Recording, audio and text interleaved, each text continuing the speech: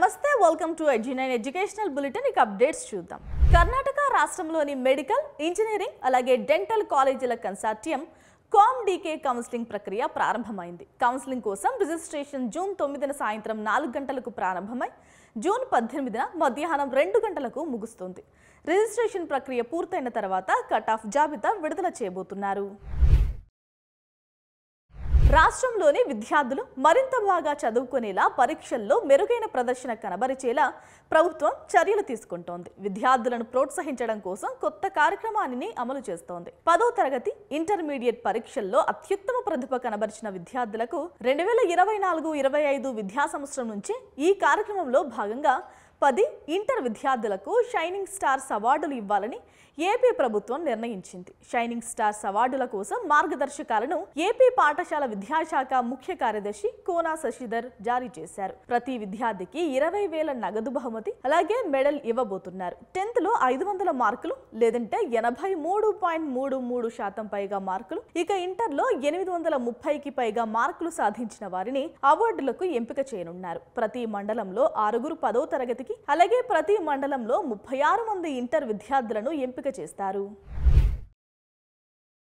Engineering, pharmacy, వ్యవసాయ కోర్సుల్లో ప్రవేశాలకు నిర్వహించిన ఈఏపీ సెట్ ఫలితాలు ఆదివారం సాయంత్రం 5:30 విడుదల చేశారు. ఈ సంవత్సరం ఈఏపీ సెట్ పరీక్షను ఆంధ్రప్రదేశ్ రాష్ట్ర ఉన్నత విద్యామండలి పర్యవేక్షణలో కాకినాడ జేఎన్టీయూ నిర్వహించింది. విద్యార్థులు తమ ఫలితాలను అధికారిక వెబ్సైట్ ద్వారా చెక్ చేసుకోవచ్చు. మే 19వ తేదీ నుంచి 27వ తేదీ వరకు ఏపీ ఎంసెట్ ఎగ్జామ్స్ నిర్వహించారు. ఈ పరీక్షలకు రాష్ట్ర వ్యాప్తంగా 3,60,429 మంది దరఖాస్తు చేసుకున్నారు. వారిలో 2,64,840 మంది ఇంజనీరింగ్ విభాగానికి కాగా 75,460 మంది అగ్రికల్చర్, ఫార్మసీ పరీక్షలకు దరఖాస్తు చేసుకున్నారు. 1,89,748 మంది విద్యార్థులు ఇంజనీరింగ్ స్ట్రీమ్ లో ఉత్తీర్ణత సాధించారు. అంటే 71.65% ఉత్తీర్ణత నమోదైంది. ఇక అగ్రికల్చర్, ఫార్మసీ స్ట్రీమ్ లో 67,761 మంది విద్యార్థులు ఉత్తీర్ణత సాధించారు. అంటే మొత్తం 89.8% మంది అర్హత సాధించారు.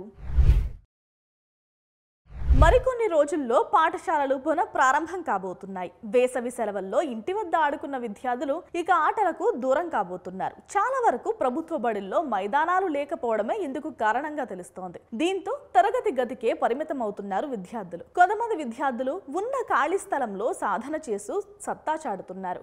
స్కూల్ గేమ్స్ ఫెడరేషన్ నిర్వహించే అంతర పాఠశాలల క్రీడా పోటీలతో పాటు కబడ్డీ, ఖోఖో, బాల్ బ్యాడ్మింటన్ వంటి పోటీల్లో రాష్ట్ర, జాతీయ స్థాయి బహుమతులు అందుకుంటున్నారు. ఇంకా మెరుగైన సదుపాయాలు కల్పిస్తే సత్తా చాటుతారనే అభిప్రాయం అయితే ఉంది. గత ప్రభుత్వ హయాంలో క్రీడా మైదానాలకు సంబంధించి జీహెచ్ఎంసీ ప్రత్యేక జీవో జారీ చేసింది. గ్రేటర్ పరిధిలోని ప్రభుత్వ, ప్రైవేట్ పాఠశాలల విద్యార్థులు ఆడుకునేందుకు నామమాత్రపు రుసుము చెల్లించి జీహెచ్ఎంసీకి చెందిన పార్కులు, ఇతర ఖాళీ స్థలాల్లో ఆడుకునే వెసులుబాటు కల్పించారు. ఈ అవకాశాన్ని తొలి రోజుల్లో కొన్ని ప్రైవేట్, కార్పొరేట్ పాఠశాలలు వినియోగించుకునేవి. రుసుము చెల్లించేవారు లేక ప్రభుత్వ పాఠశాలలు దీనికి దూరం అవుతున్నాయి. బడులకు సమీపంలోని ఖాళీ స్థలాలను కేటాయిస్తే ప్రయోజనం ఉంటుందని విద్యార్థి సంఘాలు విద్యాశాఖ అధికారులను కోరుతూ ఉన్నాయి. వినతి పత్రాలు ఇస్తున్నా అవి బుట్టదాఖలే అవుతున్నాయి. ప్రభుత్వం చొరవ తీసుకుని చర్యలు చేపట్టాలని కోరుతున్నారు కొంతమంది విద్యార్థులు, వారి తల్లిదండ్రులు, విద్యా సంఘం నేతలు. రాష్ట్రంలో SC, ST, BC, minority, EBC విద్యార్థుల బోధనా ఫీజులు, ఉపకార వేతనాల బకాయిలు ఏటేటా పేరుకుపోతున్నాయి. 4 ఏళ్లుగా చెల్లింపులు క్రమం తప్పడంతో విద్యార్థులకు కష్టాలు తప్పడం లేదు. ఏటా వచ్చిన దరఖాస్తులను పరిశీలించడం, వాటికి బిల్లులు జారీ చేసి ట్రెజరీలకు పంపిస్తున్నా అవన్నీ అక్కడే ఆగిపోతున్నాయి. రాష్ట్రంలో బోధనా రుసుములు, ఉపకార వేతనాల కోసం ఏటా సరాసరిన 12.5 లక్షల మంది దరఖాస్తు చేసుకుంటున్నారు.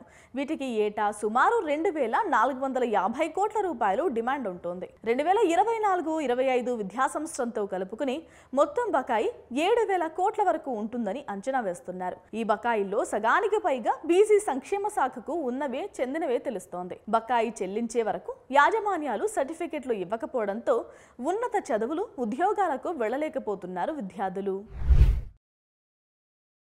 ఇంజనీరింగ్, వ్యవసాయ, ఫార్మసీ కోర్సుల్లో ప్రవేశాలకు నిర్వహించిన ఈఏపీ సెట్ ఫలితాల్లో 75.67% మంది విద్యార్థులు అర్హత సాధించారు. ఇంజనీరింగ్, వ్యవసాయ, ఫార్మసీ 2 విభాగాల్లో తొలి 10 స్థానాల్లో అబ్బాయిలే ఉన్నారు. అబ్బాయిల కంటే అమ్మాయిలు ఎక్కువ మంది అర్హత సాధించారు. తల్లిదండ్రులు, ఉపాధ్యాయుల సహకారంతో ఈఏపీ సెట్ 2025లో మొదటి ర్యాంకు సాధించగలిగానని, జేఈఈ అడ్వాన్స్డ్ ఫలితాల్లో జాతీయ స్థాయిలో ఈడబ్ల్యూఎస్ విభాగంలో 2వ ర్యాంకు సాధించానని, ఇక ఓపెన్ కేటగిరీలో 20వ ర్యాంకు, తెలంగాణ ఈఏపీ సెట్ ఫలితాల్లో రాష్ట్ర స్థాయిలో 25వ ర్యాంకు సాధించిన అనిరుద్ రెడ్డి ఐఐటి బాంబేలో కంప్యూటర్ సైన్స్ లో చేరుతానని అంటున్నాడు. ఇక 2వ ర్యాంకు సాధించిన భానుచందర్ రెడ్డి ఐఐటి బాంబేలో కంప్యూటర్ సైన్స్ తీసుకుని క్వాంటం కంప్యూటింగ్ లో పట్టు సాధించాలనేది తన లక్ష్యమంటూ తెలుపుతున్నాడు.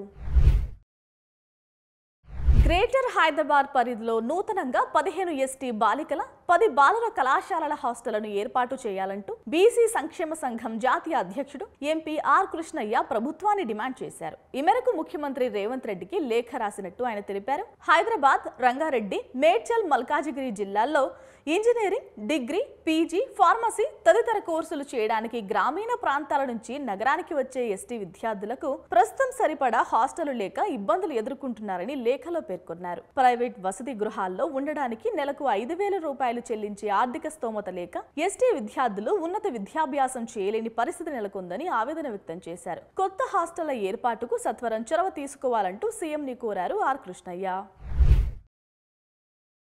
ఇంజనీరింగ్, వ్యవసాయ, ఫార్మసీ కోర్సుల్లో ప్రవేశాలకు నిర్వహించిన ఈఏపీ సెట్ ఫలితాల్లో 75.67% మంది విద్యార్థులు ఉత్తీర్ణత సాధించారు. ఈఏపీ సెట్ ఫలితాలను ఆదివారం సాయంత్రం రాష్ట్ర విద్యా ఐటీ శాఖ మంత్రి నారా లోకేష్ ఎక్స్ వేదికగా విడుదల చేశారు. ఇంజనీరింగ్, వ్యవసాయ, ఫార్మసీలో తెలంగాణకు చెందిన విద్యార్థులకు 1, 8, 2, 4 ర్యాంకులు లభించాయి. రాత పరీక్షతో పాటు ఇంటర్మీడియట్ మార్కులకు 25% వెయిటేజీ ఇచ్చారు. ఇంజనీరింగ్ తెలంగాణ విద్యార్థులకు రంగారెడ్డికి చెందిన అవనిగంటి అనిరుద్ రెడ్డికి 1వ ర్యాంకు రాగా, హనుమకొండకు చెందిన సాగంటి త్రిశూల్ రెడ్డికి 8వ ర్యాంక్ వచ్చింది. ఇక వ్యవసాయం, ఫార్మసీ విభాగంలో రంగారెడ్డి జిల్లాకు చెందిన షణ్ముఖ నిశాంత్ అక్షింతలకు 2వ ర్యాంకు రాగా, హనుమకొండకు చెందిన ఎండ్రపాటి షణ్ముఖ్కు 4వ ర్యాంక్ వచ్చింది.